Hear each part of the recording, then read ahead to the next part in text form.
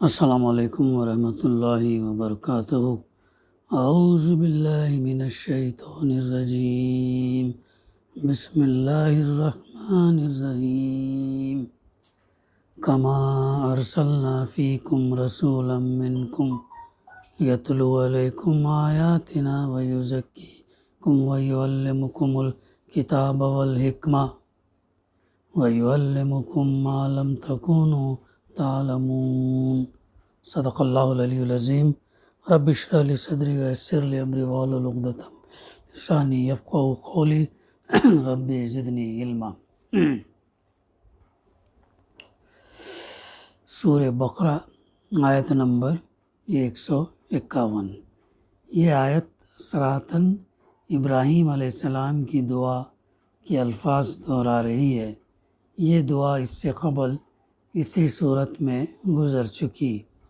یہ دعا انہوں نے اس وقت کی تھی جب وہ اور حضرت اسماعیل علیہ السلام خانہ کعبہ کی بنیادیں اٹھا رہے تھے۔ انہوں نے دعا کی تھی کہ اللہ تعالیٰ ان کی اولاد میں جو خانہ کعبہ کے قرب و جوار میں رہے گی، ایک رسول انہی میں سے بھیجے جو انہیں اللہ کی آیات سنائے، انہیں کتاب اور حکمت کی تعلیم دے اور ان کا تزکیہ کرے۔ یہ اس لیے کہ مسلمان یہ بات سمجھ لیں کہ اس رسول کی ان کے اندر بعثت اور بحیثیت مسلمان، خود ان کا وجود ان کے باپ ابراہیم علیہ السلام کی دعا کا راست اور کامل ثمرہ ہے۔ اس میں اس بات کی طرف عمیق اشارہ ہے کہ مسلمانوں کا معاملہ نیا نہیں، پرانا ہے، اور ان کا قبلہ بھی عارضی وقتی نہیں ہے۔ یہ ان کے باپ حضرت ابراہیم علیہ السلام کا قبلہ ہے، اور ان پر اللہ نے اپنی جس نعمت کا اہتمام کیا وہ اللہ کی وہی نعمت ہے جس کا وعدہ اس نے اپنے خلیل حضرت ابراہیم علیہ السلام سے کیا تھا، اور جس پر اتنی طویل مدت قبل اللہ کا ان سے معاہدہ ہوا تھا۔ تمہارے قبلے کی طرف رخ کرنے کا تمہیں حکم دینے اور دوسری قوموں سے تمہیں مشقت سے اور ممتاز کرنے کا معاملہ خدا تعالیٰ کی ان نعمتوں میں سے ہے جو اس کی تم پر عام ہیں۔ اس نعمت سے قبل اللہ تعالیٰ کی یہ نعمت تمہیں حاصل ہو چکی ہے کہ اس نے تم میں سے ایک رسول مبعوث فرمایا۔ کما ارسلنا فیکم رسولا منکم، یہ تمہارے لیے اللہ کا اعزاز اور اکرام اور تم پر اس کا فضل اور کرم ہے کہ اس نے رسالت کو تم میں رکھا اور آخری رسول کو تم میں سے منتخب کیا۔ حالانکہ یہود اس نبی کے ذریعے تم پر فتح حاصل کرنے کی دعائیں کرتے تھے۔ سورہ بقرہ میں اولاً بنی اسرائیل کو دعوت حق دی گئی۔ اللہ تعالیٰ نے طویل مدت تک ان پر جو احسانات کیے تھے ان کا تذکرہ کیا گیا، اور ان احسانات کے جواب میں بنی اسرائیل کی طرف سے جن نافرمانیوں اور حق فراموشیوں کا مسلسل ظہور ہوا ان کو تفصیل سے بیان کیا گیا۔ پھر یہ بات واضح کی گئی کہ جس آخری نبی کے وہ متمنی اور منتظر تھے، اس کے آنے کے بعد انہوں نے اسے رد کر دیا اور اس کی مخالفت میں ایڑی چوٹی کا زور لگا دیا۔ اس طرح یہ بات سامنے آ گئی کہ یہ قوم حق کی دشمن ہے اور اس قابل نہیں کہ شہادت حق کا فریضہ انجام دے۔ اس کے بعد حضرت ابراہیم علیہ السلام کے سچے مسلم ہونے کی بنیاد پر امامت عالم کے لیے ان کے منتخب کیے جانے اور ان کے صاحبزادے حضرت اسماعیل علیہ السلام کے ہاتھوں خانہ کعبہ کی تعمیر کا تذکرہ ہوتا ہے۔ ساتھ ہی اس دعا کا ذکر ہوتا جو دونوں بزرگوں نے خانہ کعبہ کی تعمیر کے وقت کی تھی کہ ان کی نسل میں سے ایک امت مسلمہ کا ظہور ہو اور اس امت کی رہنمائی اور تربیت کے لیے اسی میں سے ایک رسول کی بعثت ہو۔ پھر یہ بات واضح کی جاتی ہے کہ امت مسلمہ ہی اب حضرت ابراہیم علیہ السلام کی صحیح وارث اور وہ امت مسلمہ ہے جس کی دعا ان دونوں بزرگوں نے کی تھی، اور اب یہی وہ امت وسط ہے جسے نوع انسانی کے سامنے حق کی شہادت دینا ہے، اور رسول کو اس امت کے سامنے بنی اسرائیل کی معزولی کے ساتھ ان کا قبلہ بیت المقدس بھی منسوخ ہوتا ہے، اور حضرت ابراہیم علیہ السلام کی تعمیر کردہ مسجد حرام جس کے ساتھ امت مسلمہ کا ظہور وابستہ تھا، امت مسلمہ کا قبلہ اور نوع انسانی کے لیے ہدایت کا مرکز قرار پاتی ہے، اور امت مسلمہ کی رہنمائی اور تربیت کے لیے حضرت محمد صلی اللہ علیہ وسلم کی بعثت ہوتی ہے، جیسا کہ حضرت ابراہیم علیہ السلام نے اس کے لیے دعا کی تھی۔ پھر یہاں سے لے کر آخر صورت تک اس امت کو کتاب اور حکمت کی تعلیم دینے اور اس کا تزکیہ تربیت کرنے کے لیے، جیسا کہ اس رسول کی صفات میں ان کا تذکرہ آتا ہے، تفصیلی ہدایات آتی ہیں۔ اس طرح سورہ بقرہ جیسی طویل ترین صورت انتہائی مربوط اور منظم صورت کی شکل میں ہمارے سامنے آتی ہے۔ پھر آگے اللہ سبحانہ و تعالیٰ اپنے بندوں کو اپنے کلام کے ذریعے خطاب فرماتا ہے، جسے اس کا رسول انہیں سناتا ہے۔ یہ اللہ کا ایسا عظیم احسان ہے کہ جب دل گہرائی میں اتر کر اس پر غور کرتا ہے تو وہ کانپنے لگتا ہے۔ کون ہیں وہ لوگ اور کیا ہیں جنہیں اللہ سبحانہ و تعالیٰ اپنے کلمات سے خطاب فرماتا، اپنے اقوال کے ذریعے ان سے گفتگو کرتا اور یہ انہیں بلند مقام عطا فرماتا؟ وہ کیا اور ان کی حقیقت کیا؟ اگر اللہ ان پر فضل نہ فرماتا اور ان پر اس کی مہربانیوں کی بارش نہ ہوتی، حقیقت یہ ہے کہ اللہ نے ابتدائی میں انسان کو اپنے روح کے نفخ سے نوازا تاکہ انسانوں میں ایسے لوگ بھی ہوں جو اس کے اس انعام کی مستحق ہوں اور وہ آگے بڑھ کر اللہ کے فضل اور کرم کو حاصل کر سکیں۔ اللہ تعالیٰ انسان اور کائنات کا خالق، مالک اور حاکم ہے۔ اس نے انسان کی ساری ضرورتیں پوری کی ہیں اور اب بھی اس کی پرورش کر رہا ہے۔ انسان کی حیوانی ضرورتیں اور اس کی انسانی ضروریات بھی ہمیشہ اسی نے پوری کی ہیں۔ انسان کی سب سے بڑی ضرورت، سب سے اہم اور عظیم ضرورت یہ تھی اور ہے کہ انسان کی ہدایت اور رہنمائی کا انتظام کیا جائے۔ نبوت اور رسالت کا سلسلہ اللہ تعالیٰ نے انسان کی اسی ضرورت کے تحت آدم علیہ السلام ہی سے شروع کیا اور حضرت محمد رسول اللہ صلی اللہ علیہ وسلم تک جاری رکھا۔ اس آیت سے پہلے اللہ تعالیٰ نے اپنی نعمتوں کو پورا کرنے کا تذکرہ فرمایا، جیسا کہ الفاظ سے اسی کی مثال بیان کرنے کی طرف اشارہ ہے۔ ہم نے بھیجا سے جتلانا مقصود ہے کہ محمد صلی اللہ علیہ وسلم خود بخود نبی نہیں بن بیٹھے، بلکہ اللہ نے آپ صلی اللہ علیہ وسلم کو نبی اور رسول بنایا ہے۔ ایک رسول سے آخری رسول صلی اللہ علیہ وسلم مراد ہیں۔ اللہ تعالیٰ نے ہمیشہ ایسا کیا کہ جس قوم کی ہدایت کے لیے نبی یا رسول بھیجنا چاہا اس کا انتخاب اسی قوم میں سے کیا ہے۔ چنانچہ تم میں کا مطلب ہے اہل عرب یا قبیل قریش یا باشندگان مکہ، اور یہی مطلب تم میں سے کا ہے، لیکن زیادہ صحیح مفہوم اس کا یہ ہے کہ انسانوں کی ہدایت کے لیے انسانوں ہی میں سے ایک رسول بھیجا۔ یہ دونوں مفہوم ہر نبی اور ہر پیغمبر کے سلسلے میں ان الفاظ یا ان جیسے الفاظ کے درست ہیں، مگر محمد رسول اللہ صلی اللہ علیہ وسلم چونکہ آخری نبی ہیں اور آپ صلی اللہ علیہ وسلم کی نبوت اور رسالت عام ہے، تمام انسانوں کے لیے اور رہتی دنیا تک کے لیے ہے، اس لیے دوسرا مفہوم ہی زیادہ صحیح ہے۔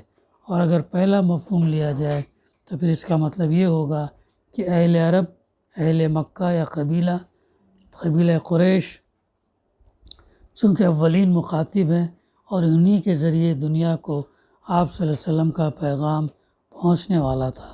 اس لیے کہا گیا کہ تم ہی میں سے ایک رسول اللہ نے بھیجا۔ آگے یتلو کا لفظ تو لام و سے بنا ہے۔ اس کا مصدر تلاوتاً آتا ہے تو اس کے معنی پڑھنے کے آتے ہیں، اور جب اس کا مصدر تلون آتا ہے تو اس کے معنی پیچھے چلنے کے آتے ہیں۔ ایک لفظ کے دو معنی میں کوئی نہ کوئی ربط اور تعلق ضرور ہوتا۔ تلاوت در حقیقت وہی ہے جو اس ڈھنگ سے اور اس نیت سے کی جائے کہ اس کے مطابق چلنا ہے۔ شعوری تلاوت ہو، مقصدی تلاوت ہو، تدبر اور تفکر کے ساتھ تلاوت ہو، خلوص اور للہیت کے ساتھ تلاوت ہو، اتباع اور پیروی کرنے اور اس کے مطابق زندگی کو ڈھالنے کی نیت سے ہو، تب تلاوت واقعی تلاوت ہے۔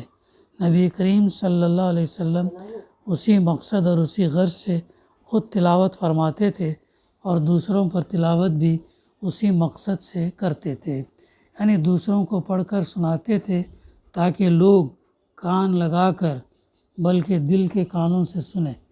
کتنی اہم بات یہاں پیاری لوگوں، اللہ کے رسول جو سناتے تھے، مقصد کہ لوگ جو ہے کان لگا کر بلکہ دل کے کانوں سے سنیں، غور فکر کریں اور اسے قبول کریں اور اسی کے مطابق اپنا ذہن اور فکر بنائیں، اسی کے مطابق اپنے اخلاق ڈالیں، اسی کے مطابق عبادت کریں، اسی کے مطابق معاشرت اختیار کریں، اسی کے مطابق معیشت اپنائیں اور اسی کے مطابق سیاست اور اجتماعیت پر جو ہے کاربند ہو۔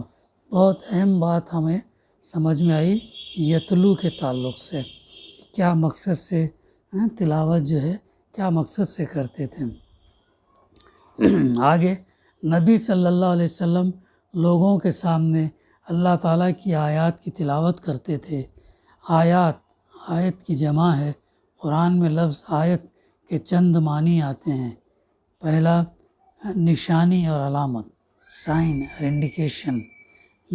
دوسرا دلیل اور برہان، پروف۔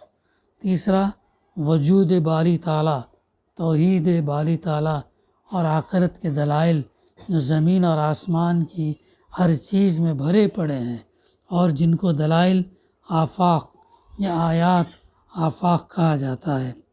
خود انسانی جسم کی فیکٹری میں وجود اور توحید باری تعالیٰ اور آخرت کے دلائل بھرے پڑے ہیں اور جن کو آیات انفس کہا جاتا ہے۔ پانچواں، قرآن کے جملے اور فقرے بھی آیات کہلاتے ہیں کیونکہ ان کے حرف بحرف اور سطر سطر میں دلائل توحید اور دلائل آخرت بھرے ہوئے ہیں، اس لیے ان کو بھی آیات کہا جاتا ہے، سائنس، انڈیکیشنز کہا جاتا ہے۔ زیر درس آیت قرآن مجید میں 4 مقامات پر آئی ہے۔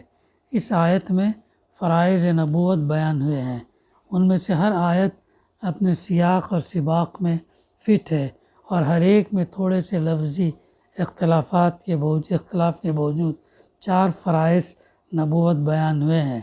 پہلا تلاوت آیات، دوسرا تزکیہ یعنی پاک کرنا، تیسرا تعلیم کتاب اور حکمت، چوتھا کائنات اور انسان کے متعلق غیبی حقیقتیں اور انسان کی کائنات میں حیثیت، انسان کی پیدائش اور زندگی کا مقصد اور زندگی کا مال اور فرائض، زندگی کے متعلق انسان کو ان علوم اور حقیقتوں کی تعلیم دینا جن کو انسان اپنے ذرائع سے حاصل نہیں کر سکتا۔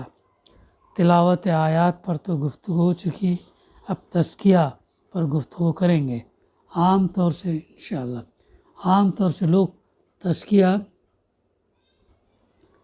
تزکیہ نفس مراد لے لیتے ہیں، جبکہ پہلی آیت میں یزکیہم یعنی وہ ان کا تزکیہ کرتا ہے یا وہ ان کا تزکیہ کرے، ان کو مانجھے، ان کو پاک صاف کرے۔ دوسری آیت میں وہ یزکیکم یعنی وہ تمہارا تزکیہ کرتا ہے، وہ تمہیں مانجھتا اور پاک اور صاف کرتا ہے۔ تیسری اور چوتھی آیت میں بینہ وہی لفظ ہے جو پہلی آیت میں ہے۔ کسی آیت میں بھی وَيُزَكِّيهِمْ أَنفُسَهُمْ یا انفسکم نہیں ہے، یعنی تمہارے نفسوں کو یا ان کے نفسوں کو پاک کرتا نہیں ہے۔ اس لیے صرف نفس تک بات کو محدود رکھنا مناسب نہیں ہے۔ لوگوں نے شاید یہ سوچا ہوگا کہ نفس کا تزکیہ ہو جائے گا تو زندگی کا اور زندگی کے تمام پہلوؤں کا تزکیہ ہو جائے گا، اس لیے انہوں نے تزکیہ نفس تک اسے محدود کر دیا یا سمجھ لیا۔ چنانچہ مفسر ابن کثیر رحمہ نے اس کے معنی بیان کیے ہیں۔ وہ ان کو رذائل اخلاق سے پاک کرتا ہے، نفسوں اور دلوں کی گندگی سے پاک کرتا ہے، جاہلیت کے کاموں اور طریقوں سے پاک کرتا ہے، اور ہر قسم کی اندھیروں سے اور تاریکیوں سے نکال کر حق کی روشنی سے ان کی زندگیوں کو منور کر دیتا۔ مولانا مودودی رحمہ نے لکھا ہے، تمہاری زندگیوں کو سنوارتا ہے۔ مفسر صابونی نے بیان کیا، تم کو شرک اور قبیح افعال سے پاک کرتا ہے۔ صاحب مدارک نے لکھا ہے، ان کو شرک سے اور تمام گندگیوں سے پاک کرے۔ غرض کہ تزکیہ سے کوئی محدود معنی مراد لینا مناسب نہیں، بلکہ پوری زندگی کا تزکیہ مراد ہے۔ ذہن اور دماغ اور فکر اور نظر کا تزکیہ، دل اور جذبات کا تزکیہ، اخلاق اور کردار کا تزکیہ، رہن سہن اور سماجی زندگی کا تزکیہ، کمانے اور خرچ کرنے کے طریقوں کا تزکیہ، سیاست اور اجتماعیت کا تزکیہ، نجی، انفرادی، گھریلو، قومی اور ملکی اور بین الاقوامی زندگی کا تزکیہ۔ یہ ہے فرائض نبوت میں تزکیہ اور اس کی جامعیت۔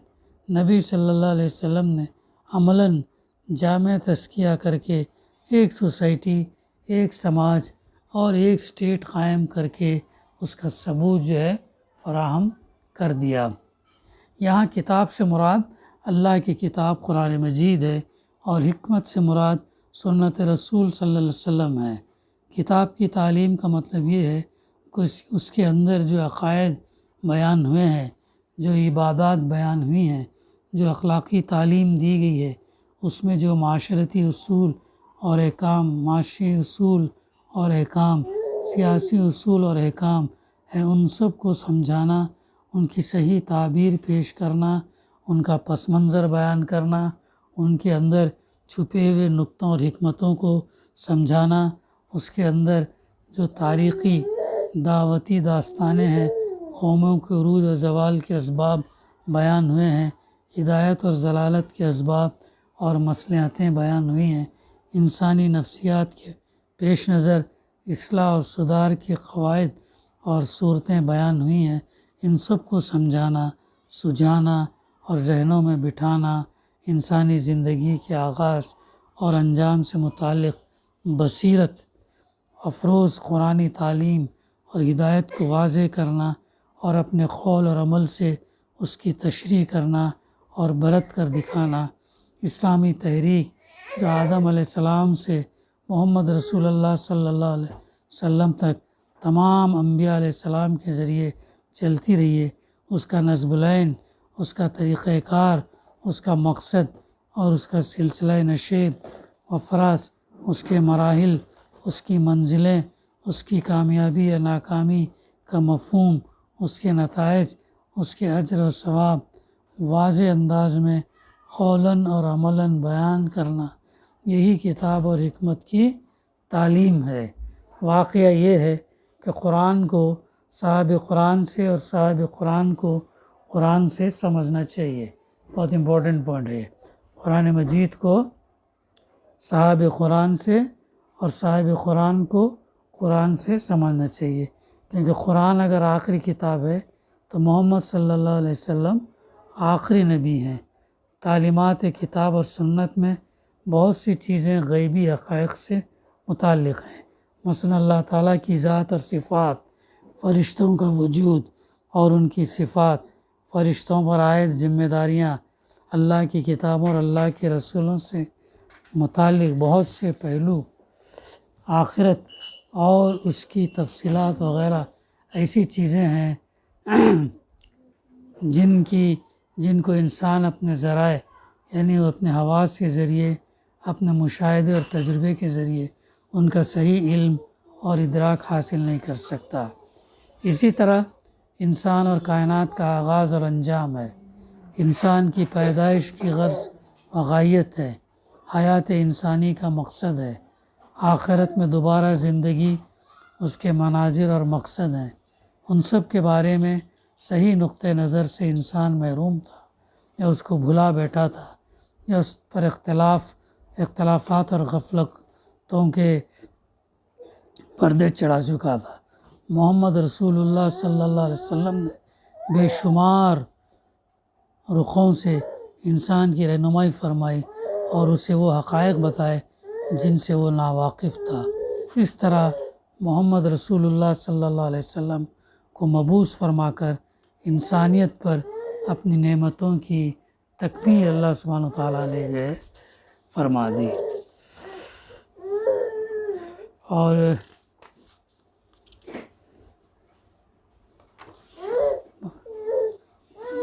بقیہ انشاءاللہ آئندہ سلسلہ جاری رہے گا۔ دعا ہے کہ اللہ سبحانہ وتعالیٰ ہمیں کہنے سننے سے زیادہ صحیح سمجھنے اور اس پر عمل کرنے کی توفیق عطا کرے۔ ربنا تقبل منا انک انت السمیع العلیم وتب علینا انک انت التواب الرحیم۔ صلی اللہ تعالیٰ علی خیر خلقہ وعلی آلہ وصحبہ اجمعین والحمد للہ رب العالمین۔